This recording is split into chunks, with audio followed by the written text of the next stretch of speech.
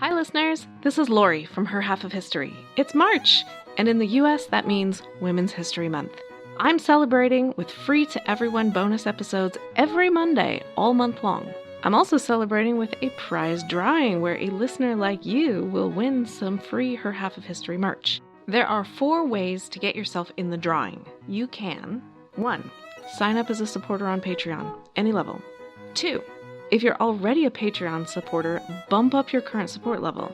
This is cool anyway because if you go all the way to the Her Highness level of support, you get ad-free episodes and bonus episodes all in the same feed on your favorite app.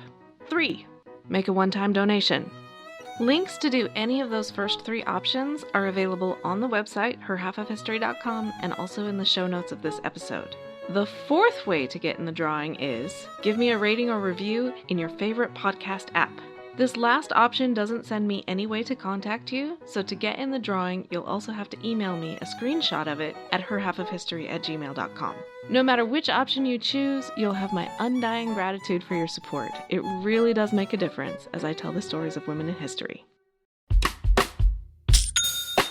When you think about businesses that are selling through the roof, like Skims or Allbirds, sure, you think about a great product, a cool brand, and great marketing. But an often overlooked secret is actually the businesses behind the business, making selling and for shoppers buying simple. For millions of businesses, that business is Shopify. It's home of ShopPay, the #1 checkout in the world. You can use it to boost conversions up to 50%, meaning way less carts going abandoned and way more sales going through to checkout. Upgrade your business and get the same checkout Allbirds uses. Sign up for your $1 per month trial period at shopify.com/income, all lowercase. Go to shopify.com/income to upgrade your selling today. Shopify.com/income. Welcome to Her Half of History. My name is Lori. The current series is Great Painters. Back on my podcast, this is episode 10.10, Mary Cassatt, an Impressionist painter.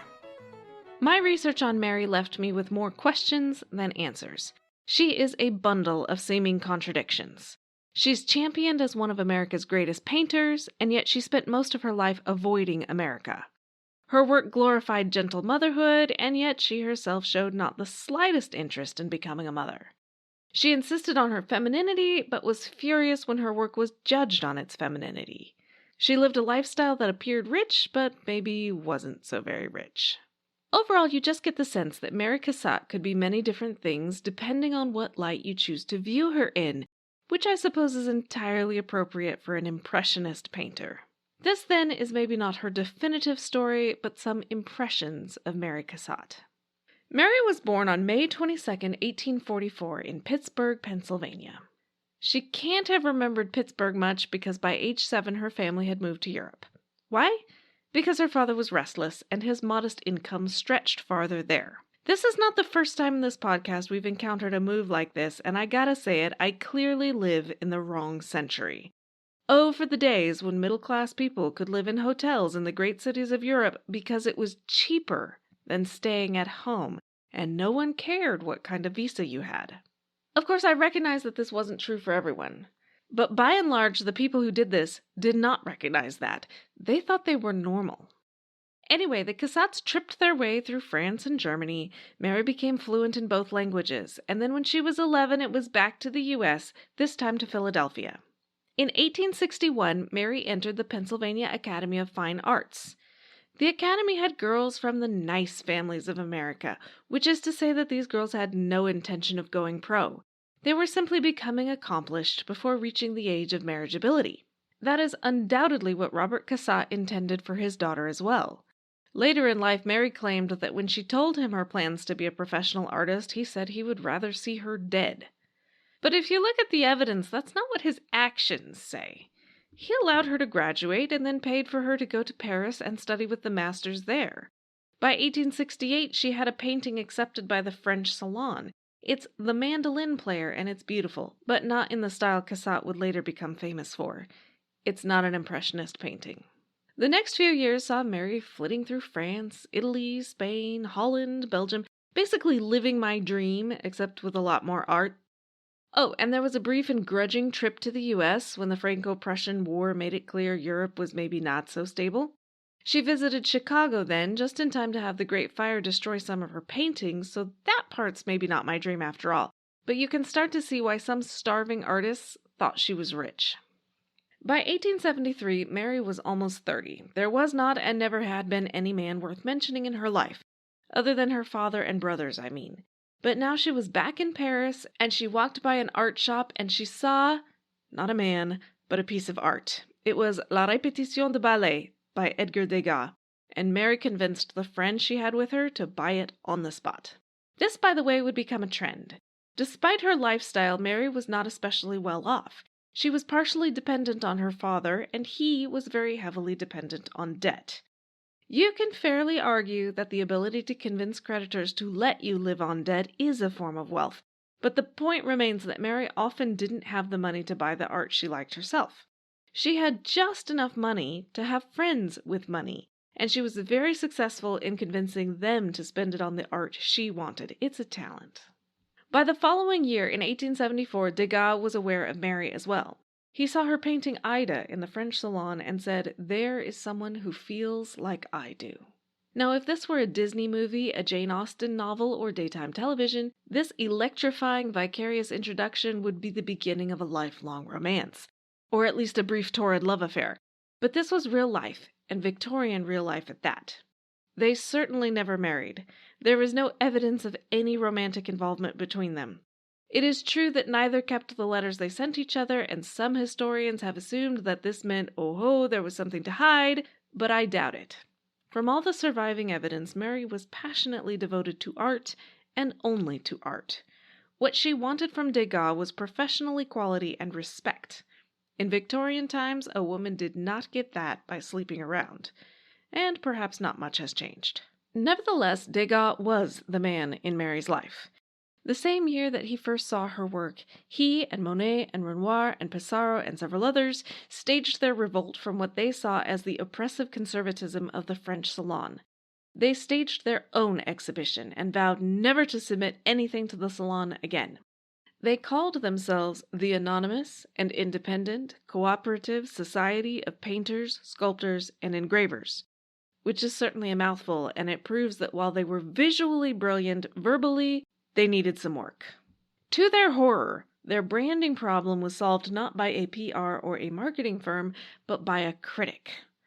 Louis Leroy wrote a scathing and satirical report of their first exhibition, in which he said, among other things, that when he got to Monet's painting called Impression, Sunrise, he said to himself, "Impression, I was certain of it. I was just telling myself that, since I was impressed, there had to be some impression in it.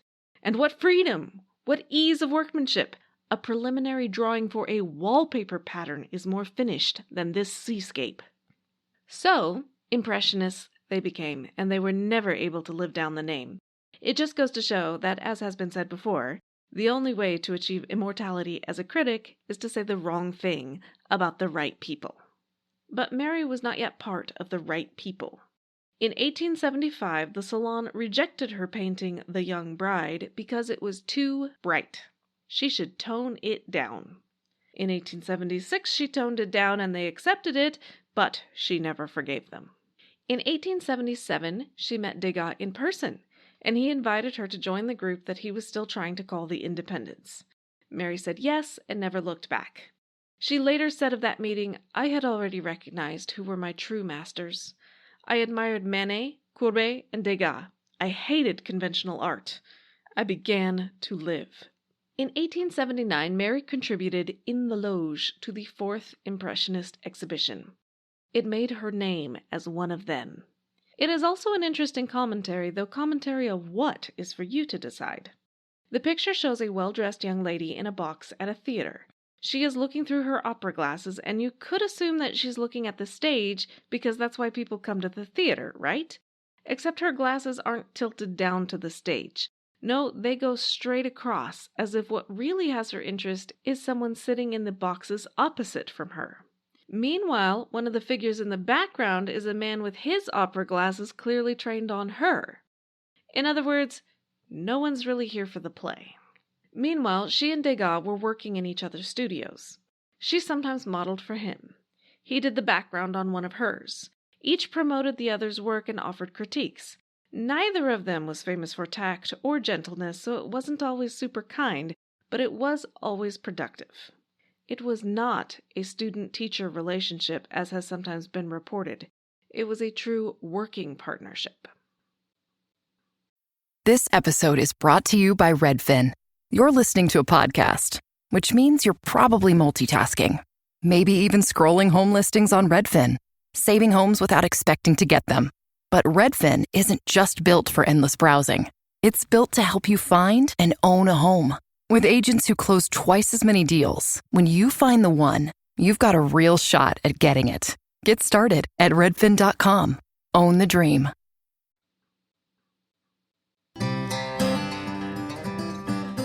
Have you ever been frustrated trying to describe just what American food is? And even if you do come up with a definition, are you curious about how it got that way? If so, come along on the journey of the history of American food. I start in the 17th century when it's just a bunch of barrels of ship stores, hardtack, dried peas, salt beef, and sour beer. By following a long road which has so far taken us to South America, West Africa, the Spice Islands, and the Levant, so far, I am working on figuring out how we got from there to things like Korean barbecue tacos, deconstructed coq au vin, and molecular gastronomy. So if this interests you, join me on my podcast, The History of American Food. For the food, the chemistry, and history all over everything. So I'll see you over at the History of American Food. It was Degas who suggested a theme Mary would continue to explore for the rest of her life, that of maternity and children. It was a subject artists had done for centuries, but traditionally only religiously. Madonna and child paintings were everywhere, and more recently sometimes through portraiture, think Elizabeth Vigée-Lebrun, who I talked about a couple weeks ago. But what about other mothers, general mothers, not portraits, but just paintings of motherhood? In 1880, Mary did The Goodnight Hug. It's not actually a painting, but a pastel drawing. It was the first of many works of mothers and children, and the question is, why did she do so many? The simplest answer is that she needed a way to distinguish herself from other Impressionists. Degas did ballerinas and horses. Monet did water lilies and haystacks and cathedrals. Cassatt did mothers and children. But there are other possible explanations.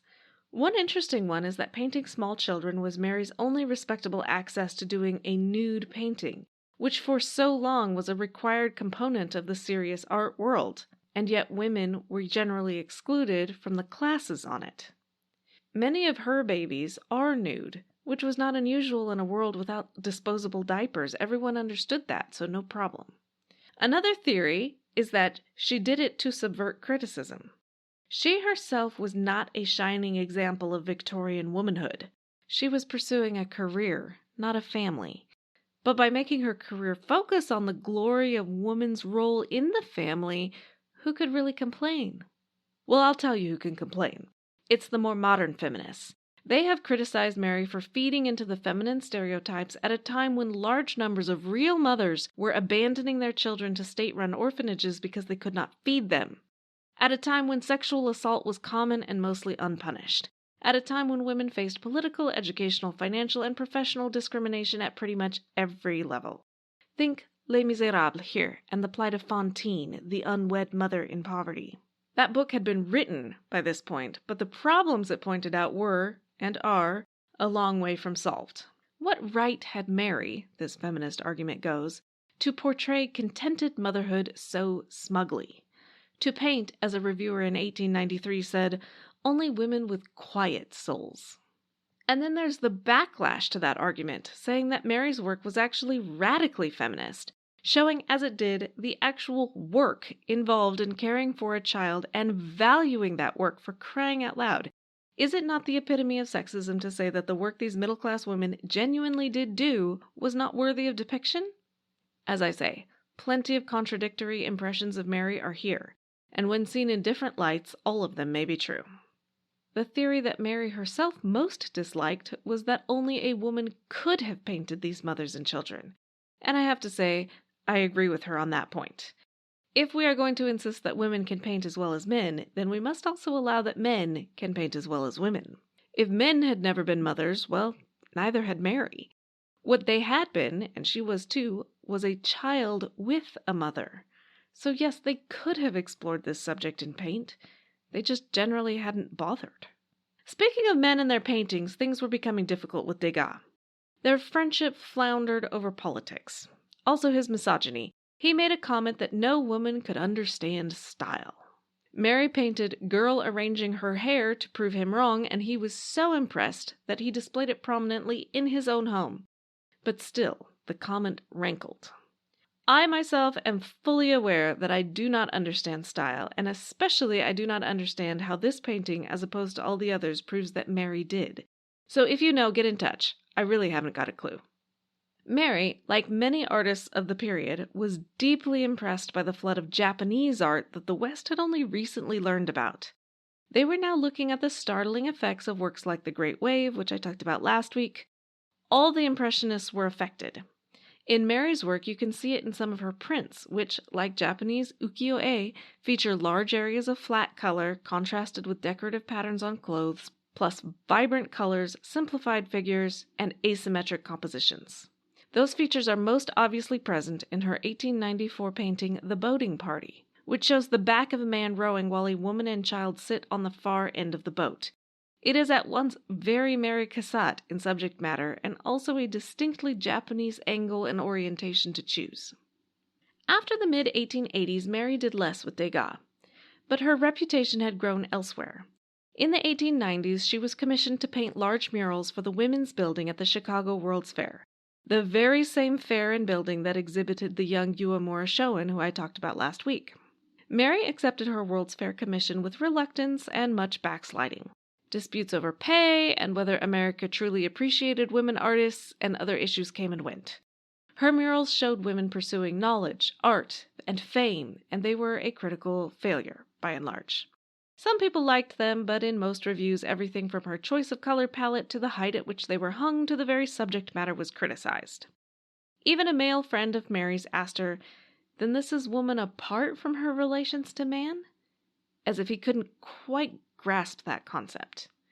"Yes," Mary said flatly. "Men, I have no doubt, are painted in all their vigor on the walls of the other buildings at the fair," and in this she was quite right. But at the same time, she did not want the murals to be thought of as women somehow adopting masculinity. "No," she continued, "to us the sweetness of childhood, the charm of womanhood.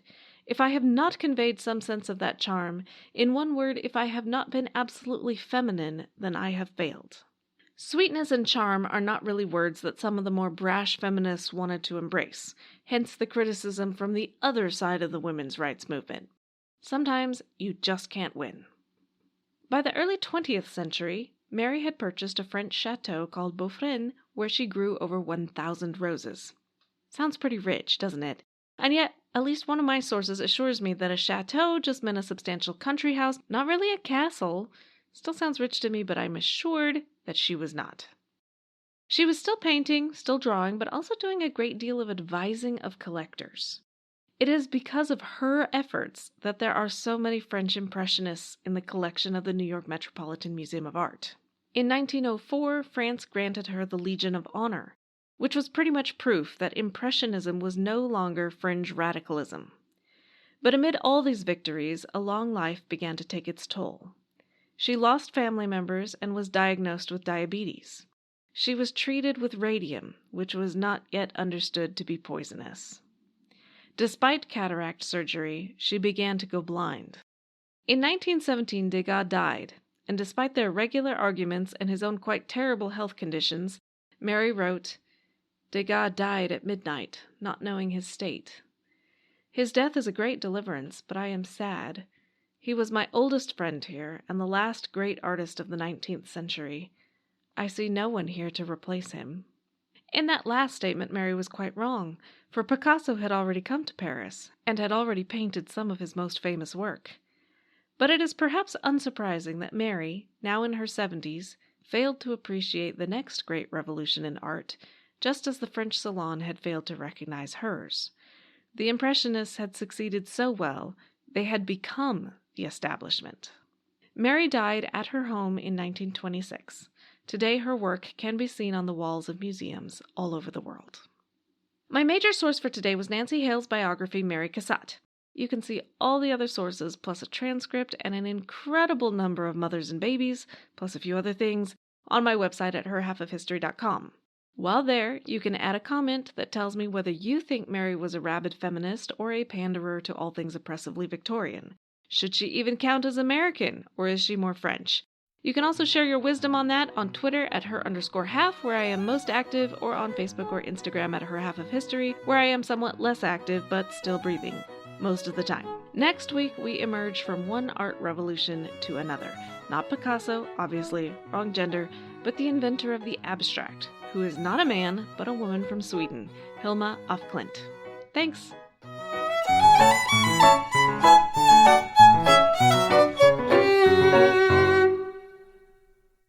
I'm Ken Harbaugh, host of Burn the Boats from Evergreen Podcasts. I interview political leaders and influencers, folks like award-winning journalist Soledad O'Brien and conservative columnist Bill Kristol, about the choices they confront when failure is not an option.